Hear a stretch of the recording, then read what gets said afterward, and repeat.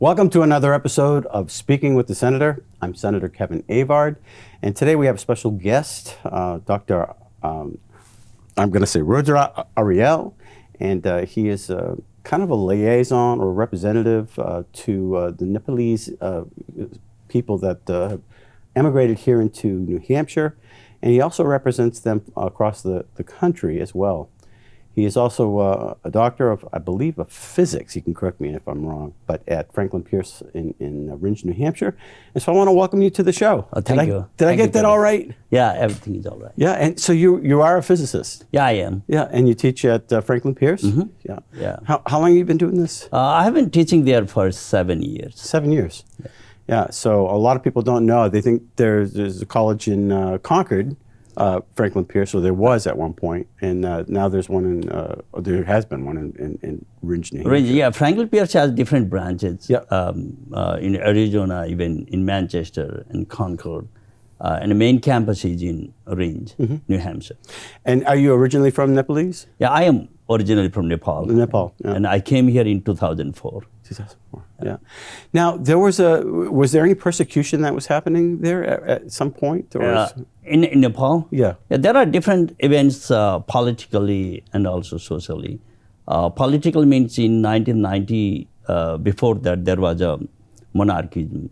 But after that, there is a democratic revolution happened. Okay. But still monarchism was there, but it was under the constitution. Right. Before monarchism was above the constitution. They can do anything, what they want. But after 1990, people feel some sort of democratic politics over there. And after a couple of years, Maoist, right. The communist guerrilla, they also brought some sort of revolution in society, which is very scary. Many people fled at that time. Okay. And went to different places of the world. So Mao communists basically were starting to spread in the area. Right. Now it is going very well. People participate in different politics since from local to state level and also central level. They are freely, they practice their politics. Right. Right. Now, during this period of time, many people fled or emigrated into New Hampshire. They came to the United States. What is the population in New Hampshire? In New Hampshire, recently, in last couple of years, many Nepalese people are coming in New Hampshire. It's very peaceful, and also people say that it looks like once they came to New Hampshire, they think that it's like a Nepal. Is it? Yeah, really? Mountains, around the mountains. They can hike the mountains, which mainly Nepalese people love to hike in Nepal too. Yeah. And around in the population wise, it's a very going on and increasing number population. I don't have exact right number of data, but they are more than 2,000 people are here. And it's a beautiful thing that you're coming to America and to New Hampshire. And one of the things that I think is important, and I think we were talking about this. We met at an event at Bellavance Beverage a couple of weeks ago. But one of the beautiful things about America, it is a melting pot, and people come, and sometimes it's easier to stay in your safe spot, and with the people that you recognize and that you associate with, and some people can stay in that little area and not show the benefits of your culture, and that's one of the exciting things that I learn when I meet new people and of different cultures. Tell me about your food. Tell me about what does this mean, or what is that symbol for, or how did you come about this? And it's a beautiful expression of what you're bringing to enrich both your community, but also the greater community in New Hampshire. The idea Nepal has a very interesting cultures. They have a very combined family members. They live together. Yeah. They respect together, and they have from childhood they have a concept of helping, how they can help to their grandparents, their father, and how they can feed them very nicely, very good food. That's the all the Nepalese children had the concept. Right. And also they grew up that way since the childhood.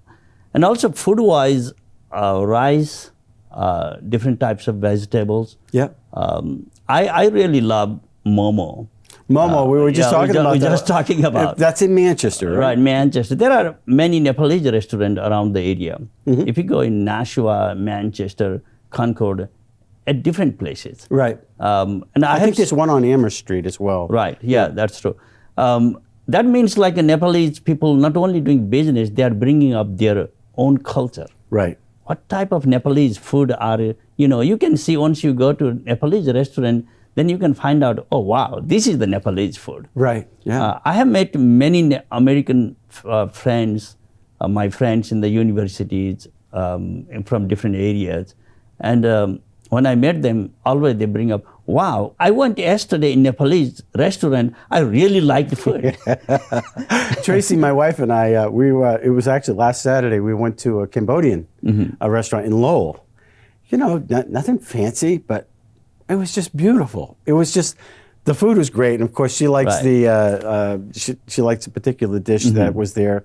And we had a friend who was from Cambodia and actually came and came with us and explained to us what was on the menu. And so you can have this, and it's beautiful. It's just a wonderful way of sharing your culture with us and vice versa. And we totally enjoyed it. We'll end up going back, no doubt.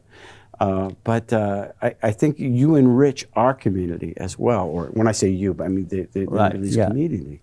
So now how did you get into this role of being a liaison or a representative? Mainly, I was teaching at college when I was in Nepal, and once I came here for PhD in the University of Miami in Florida. And also I involved in different Nepalese activities as a student. Okay.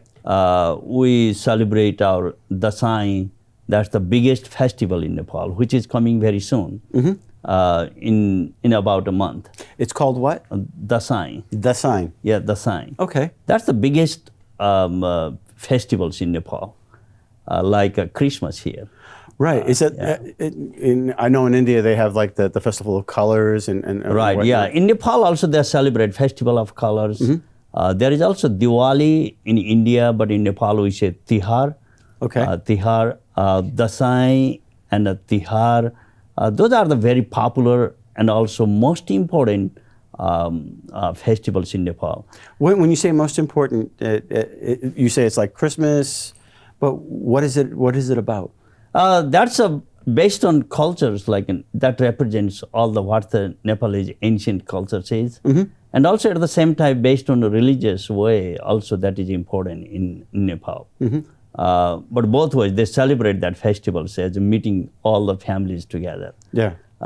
Every people from around the globe they want to go home on that day. Yeah. So, interesting. And get blessings from the elder people. I see. Yeah. That's very important. Even from America, they travel just for that festival in Nepal and get the blessings from their parents, from their grandparents, from their loved ones and everybody. Yeah, that is very important. That is very Eastern in right. culture. I know in the ancient Jewish culture, that's how that different, but they take care of the family. Right. The family is very, very important. Very important. Yeah, and we do the same. I involved in Florida. I organized there. Yeah. As a part of the community members. Even I was a student, and once I moved in New Hampshire, I immediately be connected with Nepalese people, and worked in. There is a American Nepali community here in New Hampshire. Yeah, in Nashua as well. In Nashua. All over. They meet each other every time. Yeah. Just in Nashua, a couple of days ago, they celebrated one big festival as well, Women's Festival. Oh. I'll definitely let you know someday. Sure. And invite you on that event as well. And obviously, I didn't know about it, but that's one of the things that I think enriches the community as more and more people, instead of just walking by or, you're at Costco or you're at one of the stores and you see people that are dressed maybe not just a little bit like you or they don't talk like you. And you want to know what's in their culture. What are you all about? Instead of you sticking to your group, we stick into our group, and we want to blend and learn from one another. And I think that's a beautiful thing. I didn't know that was Right. a festival that was going on. Yeah. So how did you get to become the liaison in New Hampshire? Did somebody appoint you? Was there a group? No, this is all the Nepalese community. They sit together Yeah. and brings up different people in different roles. Okay. I'm advisor for American Nepali community here in New Hampshire. And also all over the US, there is non-resident Nepali association. That mainly connects with Nepal and all the Nepalese people all over the world, not only in America, all over the world. And I also involved in being an advisor of that society. And most importantly, what we do, we organize some sort of not only cultural events, we also organize some research-based conference. Okay. Like from Nepal, there are many Nepalese people are here. They are professors, scientists, and businessmen, innovators. They have a different new ideas helping in America. Okay. And we want to bring up together and organize them as a research conference and listen them and get the idea from them and make a document and share with Nepalese researcher in Nepal. Right. Well, that's right up your alley, being a physicist. Right. Right. Yeah. And connect with the Nepalese universities, different universities. And I'm also involving in Nepal. There is one university.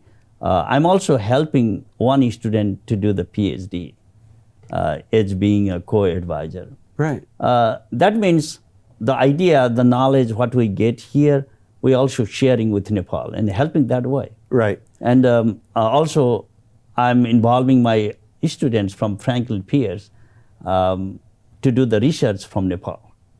And they're working on air pollutions over Nepal. Okay. And they have published a couple of papers as well. Have you seen a noticeable improvement in the culture in Nepal because of the things and research that you've done? Yeah, that's a big, big change. After when many, after 19, I said 2000, many students came abroad to study for further study, PhD and other postdoc.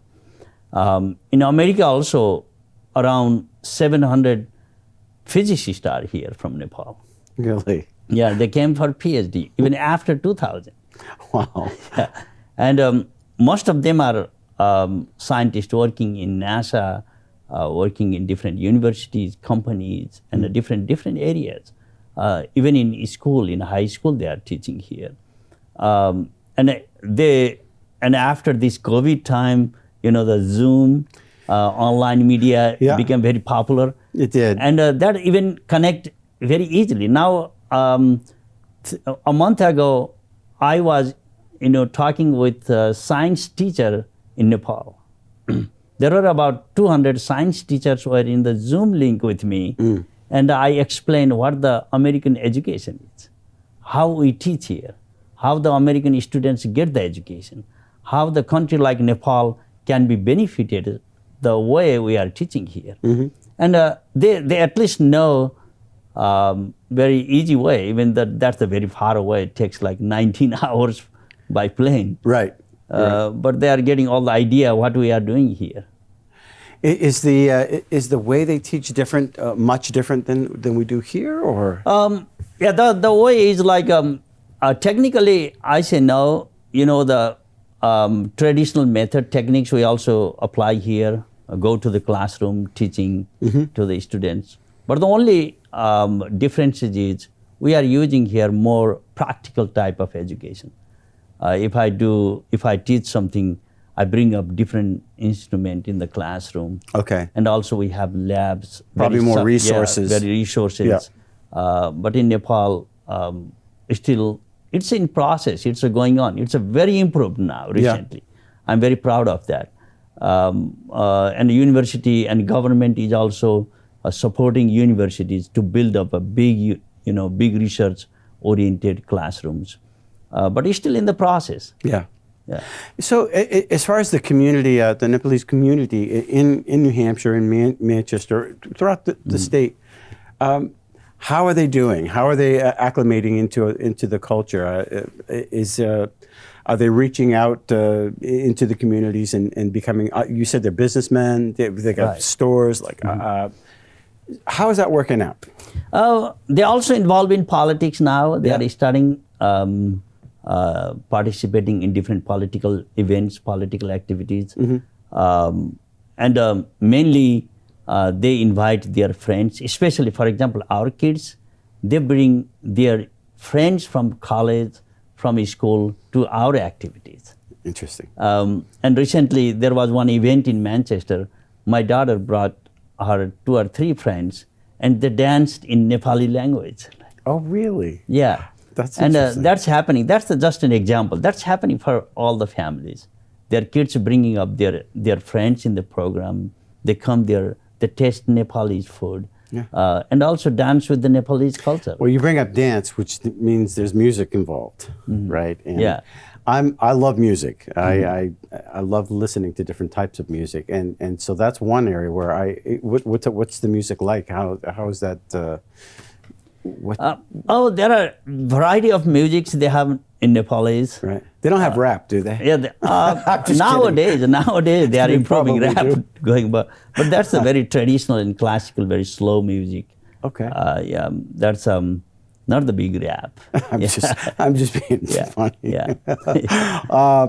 But yeah, music is interesting. Sitars, I would imagine. Yeah, they that's do guitar, especially they do the guitar like we do here. Yeah. I have not seen here in American society model. They play music with a model playing instrument. Okay. That gives a very lovely music, lovely sound. I love that from my childhood. But I have not seen that instrument here. Around here, that's interesting. Around here, yeah. Huh. So how can we be a help in getting to know a little bit more what is going on in the community? Yeah, that's a very interesting point. Thank you very much. Nepali is involving they feel always, the government-wise, state-wise, they care about the diverse society. Right. And also, while giving a speech or while bringing up some ideas, like a point of diversity, if they give in priority, they put in the priority, saying that although in New Hampshire there are not that much diverse society like in New York and California or something like that. Right. And addressing something or giving a speech or delivering a big speech somewhere in the event, sometimes the leaders can forget about that. Because when you say the leaders, you mean the politicians? Yeah, or? politicians. Okay. They should talk about that, but especially for American Nepali community, they are trying to build up Nepali community house here in New Hampshire. We can think about how we can support state-wise, based on the state, government-wise, to support, like to build up a community for Nepali community building house. Okay. That type of support we would be very highly appreciated. And also giving tomorrow, based on the number of populations, we can talk about how we can start up a driving license in Nepali language. Oh, really? Yeah. We haven't done here in New Hampshire. Okay. But once we because there are many, our parents, they can't speak English.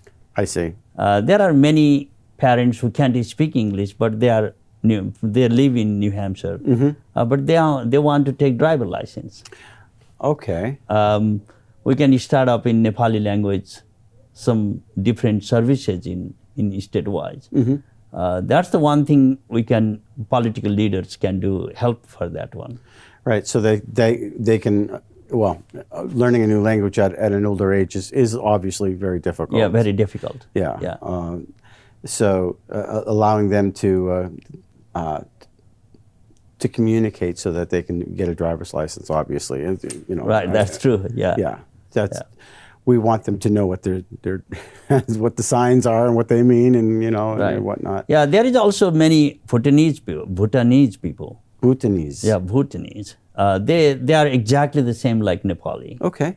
I've never heard that name, actually. Yeah, they were refugee in Nepal for a long time. And they came from Nepal to directly as a refugee here in US.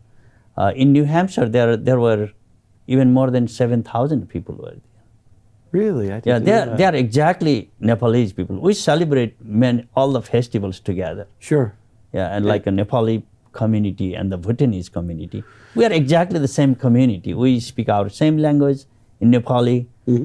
We celebrate the same festivals as the Nepali people celebrate, the Bhutanese people celebrate the same thing. And it was communism that drove them over here?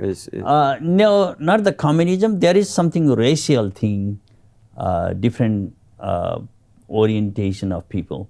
Especially a long time ago, Nepalese people went to Bhutan, and then Bhutan, which is, and then the population grew up over there, and later on, there were a conflict between ancient people there, Bhutanese and Nepali group of people. And the political leadership there, they didn't like Nepalese group of people in Bhutan. And they had a very hard time to live in the society. And then they decided just fled. They left everything what they have. And Nepal welcomed for them because definitely they are the Nepalese group. And then they lived in Nepal for a long time. And after, from different countries all over the world, including Canada, Australia, UK, and especially America. I think that's important for locals to understand too, as well as what is the historical background and why did some people come here? Some people came, out of, they wanted to grow, they wanted to have their family flourish here, but some people actually came here seeking asylum, and to know why is always important for to building a relationship, I think. Right. Yeah. As being, I'm an immigrant. I'm from Nepal, and when I was in 7th grade, then one of teacher told me, if you study science, then you can go to America. And then I remember that night. In the night, I'm sure I saw a dream. Now I have to study science to go to America. I had a big dream. That time, even there was no any internet or search many things at the moment. And then I just dreamed about America, and we can go America only if I studied science, if I studied English, if I became a better citizen. For all the opportunities, people look for America. And also, America is the country of immigrant. Right. And Nepalese people, especially after 2000, many Nepalese community, Nepalese people came to US. And in New Hampshire also, the Nepali has a very beautiful thing. They respect to, even one of my friends told me that one car just hit to him while he was walking on the street, and he stopped and asked the driver, "You okay?" Like, He has to drive her if he's okay. Yeah, that's actually kind of cool, actually. Yeah, that's the culture of Nepalese culture. Yeah. And there was a big news during the earthquake in 2015. There was a big, huge earthquake in Nepal. And one lady lost her husband, children, house, and everything. And one journalist went over that place and took all the pictures, videos, and talked to her. How are you feeling? And she said, yeah, it's a time 12. I lost everything. It's a time 12. Did you have your lunch? And that's the Nepalese culture. Yeah. And also, if you know or not, I'm not sure you have got attention of or not. In 2.5 years ago, Nepalese community in Concord, including not only Concord, all over the Manchester and Concord, we gathered in Concord and we took a placard.